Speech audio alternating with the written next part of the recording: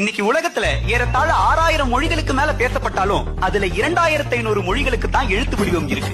இதுல இலக்கியமாக மட்டுமே இருக்கிற மொழிகள் 300, இலக்கணம் உடைய மொழிகள் 150. இலக்கிய சிறப்பு இலக்கண சிறப்பு இரண்டுமே உடைய மொழிகள் வெறும் 50 தான். இந்த 50 மொழிகள்லயும் உயர்தனி செம்மொழிகள்னு நாம சொல்றது தமிழ், சீனம், லத்தீன், கிரேக்கம், எபிரேயம், சமஸ்கிருதம் மற்றும் அரபிக். இந்த 7 மொழிகளுக்குள்ளும் இன்னைக்கும் பேச்சு வழக்கிலும் எழுத்து வழக்கிலும் உயிர்ப்போடு இருக்கக்கூடியது 2 மொழிகள் தான். ஒன்னு சீன மொழி, இன்னொன்னு நம்ம தமிழ் மொழி. இதுல பழங்காலத்து சீனர்கள் இப்ப சீனாவுக்கு போனா அவங்க பேசுற சீன மொழி இப்ப இருக்கிறவங்களுக்கு புரியாது, இப்ப இருக்கிறவங்க பேசுற மொழி அவங்களுக்கு புரியாது. ஏன்னா சீன மொழியில எல்லாமே மாறிடுச்சு.